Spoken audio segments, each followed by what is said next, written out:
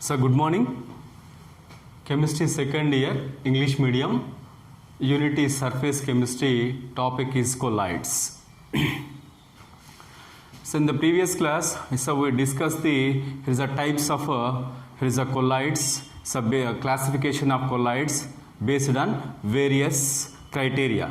Okay. Then yes. So in colloids, the most common colloids are sols, gels and emulsions. Sols, gels and emulsions. How sol is formed? Then the dispersed phase is solid, dispersed medium is liquid. Okay, when solid is dissolved in liquid, then yes, here is what heterogeneous system is formed. The heterogeneous system is called, here is a sol. Okay, solid dissolved in liquid. Then next one is gels. Gels are yes, another important here is a colloid. Then gels can be formed when as a liquid is in solid, that is a liquid is a dispersed phase, then solid is dispersion medium, that is solid is in larger quantity, then liquid is smaller portion.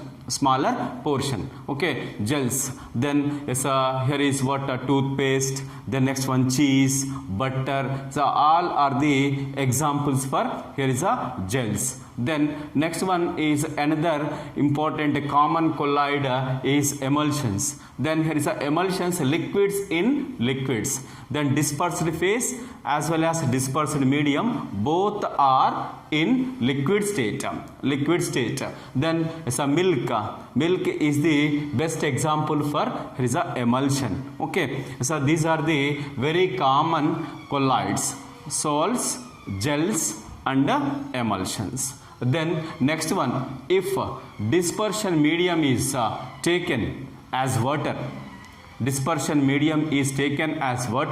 then yes, that sol is called aquasol.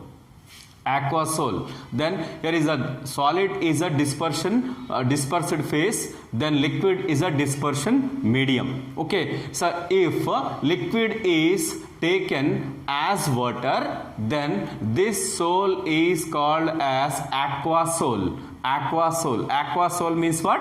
Then aqua means water. Water is taken as dispersion medium, then in that here is a solid is dissolved. Okay, aquasol or hydrosol. Hydro is also another name for water, then hydrosol. Then if the dispersion medium is that is larger quantity is taken as alcohol, then it is called alcohol. Alcohol means what? Then alcohol is taken as dispersion medium in order to prepare sols. How sols can be prepared? Then sols are having a solid is dispersed phase, liquid is dispersion medium. If a liquid is water, aquasol or hydrosol. If then liquid is alcohol, alcohol. Okay, then let's see the another is a classification based on the nature of interaction between dispersed phase and dispersed medium. Then the first classification is based on the physical states of dispersed phase and dispersed medium is based on that colloids can be classified into 8 types. Second classification of colloids is based on the interaction between dispersed phase and dispersed medium. Based on this, here is a colloids can be classified into, here is a 2 types. is a lyophilic and a lyophobic, or lyophilic and a lyophobic. Based on the physical states of dispersed phase and dispersed medium, colloids can be classified into 8 types. So based on the nature of interaction between dispersed phase and dispersed medium, then colloids can be classified into 2 types. They are lyophilic and lyophobic. Lyophilic means what? Lyophilic means solvent attracting, or solvent loving. Then next one, lyophobic means what? Solvent repelling or solvent hating. Then yes, if water is the dispersion medium, the terms used are hydrophilic and hydrophobic. Okay, then here if we take the solvent, that is a dispersion medium is in general, if it is water, dispersion medium is water, then that is that type of colloid is hydrophilic and hydrophobic. Okay. Then yes, let's see the lyophilic colloids. So lyophilic colloids, the word lyophilic means solvent loving or solvent attracting. How these lyophilic colloids are formed? Then when gelatin, gum, starch, rubber are mixed with a suitable liquid or dispersion medium, then we will get the lyophilic colloids. Okay, lyophilic colloids can be formed by means of by the substances like gum, gelatin, starch, rubber, etc. with the suitable liquid. Gelatin or gum or starch or rubber is mixed with the suitable solvent, then or suitable dispersion medium liquid, then we will get the lyophilic colloids. Then next one, these are reversible sols. So why do we call lyophilic colloids are reversible sols?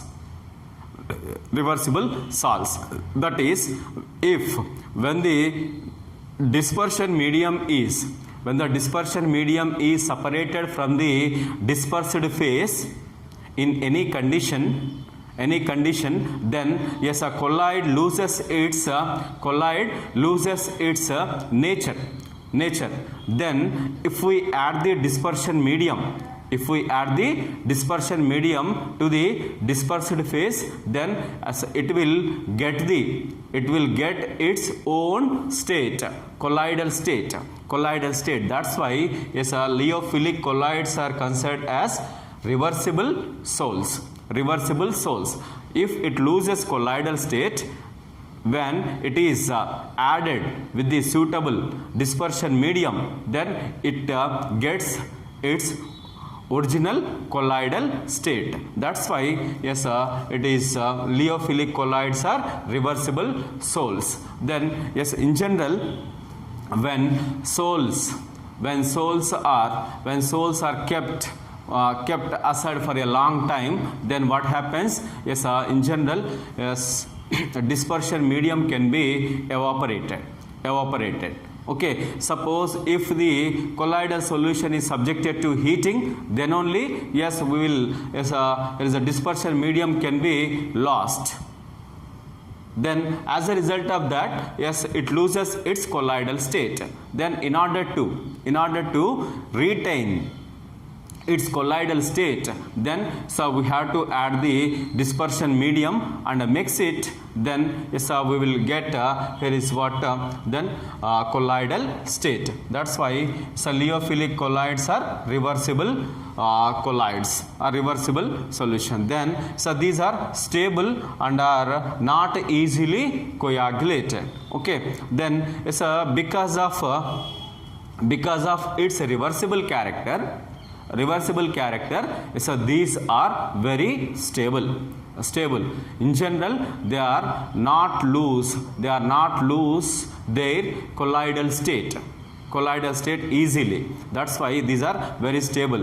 Then are not easily coagulated. They cannot be precipitated. They cannot be precipitated easily. That's why yes, these are more stable colloids. Okay. Then next one is lyophobic colloids or leophobic colloids. Leophobic colloid. Leophobic word means what? Then solvent hating. Solvent hating. Okay. Then yes, how they can be formed?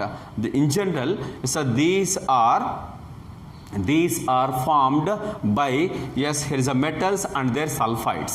Metals and their sulfides, but they are not easily formed. They are not easily formed by mixing with the dispersion medium. Dispersion medium.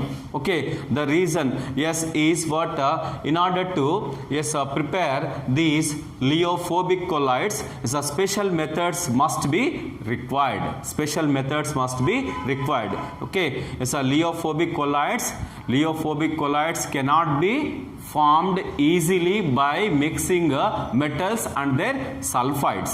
In order to prepare leophobic colloids, special methods must be required. Then next one, so these are not stable. As a leophobic colloids are not stable. They are easily coagulated. They are easily coagulated. Okay. Yes. When if leophobic colloids loses their dispersion medium, then if we add the dispersion medium to dispersed phase by mixing, so we can't get its original state. We can't get the colloidal state. That's why they are irreversible. They are irreversible sols. Okay. If any condition, if they are heated, if the leophobic colloids are heated or shaken, then if they loses their colloidal state by mixing dispersion medium to the dispersion phase, we cannot get the colloidal state. Once it loses its colloidal state, we cannot get its colloidal state. We cannot get its colloidal state by mixing dispersion medium. That's why these are called as irreversible sols. Irreversible sols. Okay. So this is about leophilic and leophobic colloids. Leophilic colloids are reversible colloids. Leophobic colloids are irreversible colloids. Leophilic colloids are stable. Leophobic colloids are, yes, these are not stable. These are not stable. They are easily coagulated. Whereas leophilic colloids are not easily coagulated. Not easily coagulated. Okay. Yes, how can we prepare? Yes, what are the example for leophilic colloids? When gelatin or gum arabica or starch is dissolved in appropriate dispersion medium, then we will get the leophilic colloid.